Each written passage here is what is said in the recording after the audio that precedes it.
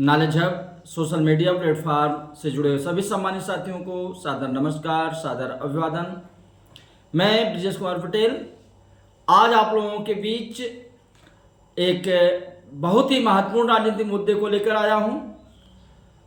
साथियों, इस बीच हम लोग जो एक चर्चा आगे बढ़ा रहे हैं, जिसमें हम लोग देख रहे हैं कि जो वर्तमान भारतीय राजनीतिक परिदृश्य है उसमें जो भारत की दलीय व्यवस्था है उस पर क्या उसका प्रभाव पड़ रहा है। और इसी क्रम में हम लोग बहुत सारे राजनीतिक दलों के बारे में चर्चा करेंगे। कुछ दलों के बारे में चर्चा हो चुकी है और आज हम लोगों का चर्चा का विषय होगा भारतीय कम्युनिस्ट पार्टी मार्क्सवादी, communist party of India Marxist. इस पार्टी का गठन कब हुआ, क्या इसकी इस समय स्थिति है, ये सारी चीजें हम लोग जानेंगे। Communist party of India Marxist का गठन जैसा कि हम सभी जानते हैं कि अक्टूबर 1964 में होता है, जब सीपीआई से अलग होकर के बहुत सारे नेताओं ने अलग पार्टी का गठन किया। अब सबसे पहले हम लोग एक बार देखें कि भारतीय communist party of India CPI क्या है और उससे कुछ लोग अलग क्यों हुए, और धीरे धीरे जो सीपीआई थी उसका जनाधार घटता गया और सीपीआईएम का जनाधार बढ़ता गया। और जो वर्तमान राजनीतिक परिदृश्य है, इस परिदृश्य में सीपीआईएम भी संकट के दौर से गुजर रही है। देखिए, जिस समय हम लोग ब्रिटिश भारत के रूप में थे और 1917 में जो सोवियत संघ रूस का गठन होता है, उससे प्रभावित होकर के एम.एन. राय द्वारा क्या किया जाता है, कानपुर में 1925 ईस्वी में कम्युनिस्ट पार्टी ऑफ इंडिया का गठन किया जाता है। और स्वतंत्रता के बाद जब भारत में पहला चुनाव होता है तो कम्युनिस्ट पार्टी ऑफ इंडिया 14 जो राष्ट्रीय राजनीतिक दल हैं उनमें शामिल है।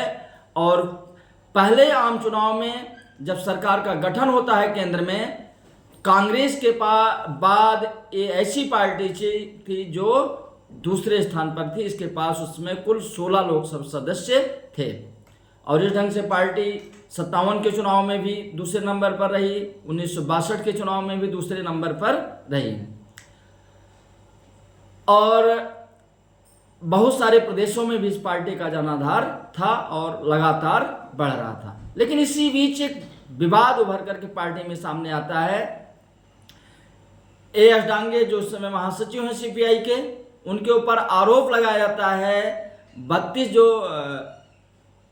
जो उनके कार्यकारिणी के मेंबर हैं कि डांगे साहब कांग्रेस के साथ समझौता कर लिए हैं, जो हमारी नीतियां हैं उसमें संशोधन करने का प्रयास कर रहे हैं। इससे पार्टी क्या होगी, पार्टी का जनाधार कम होता जाएगा, पार्टी एक दिन समाप्त हो जाएगी।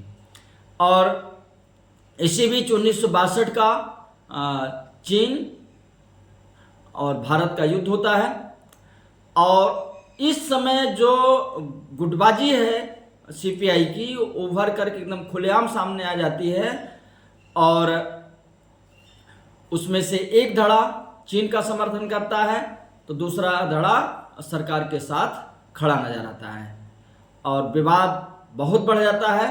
अंततः 1964 ईस्वी में एक आंध्र प्रदेश में सम्मेलन बुलाया जाता है जो विद्रोही गुट के सदस्य हैं और वहाँ पर निर्णय लिया जाता है कि आगे चल करके हम लोग सीपीआई से अलग होकर, भारतीय कम्युनिस्ट पार्टी ऑफ इंडिया से अलग होकर एक नए दल का गठन किया जाएगा। मैं बताया कि 32 लोग थे। इसमें जो 1957 में केरला में सरकार बनी थी, मुख्यमंत्री बने थे ईएमएस नंबूदिरीपाद भी शामिल थे। बाद में पश्चिम बंगाल के मुख्यमंत्री बनने वाले ज्योति बसु भी शामिल थे। बहुत लंबे समय तक सीपीआईएम के महासचिव रहे हरकिशन सिंह सुरजीत भी शामिल थे। केरल के मुख्यमंत्री रह चुके वीएस अच्युतानंदन भी शामिल थे। तो इस ढंग से बहुत बड़े बड़े चेहरे शामिल थे। और वर्तमान कोलकाता उस समय कलकत्ता के नाम से जाना जाता था और अक्टूबर 1964 में वहाँ पर एक सम्मेलन आयोजित किया जाता है और वहाँ पर communist party of India Marxist, भारतीय कम्युनिस्ट पार्टी मार्क्सवादी का आधिकारिक गठन वहाँ पर होता है। और ये ऐसी पार्टी थी जिस समय इस पार्टी का गठन हुआ उसी समय इसे राष्ट्रीय पार्टी का दर्जा भी प्राप्त हो गया।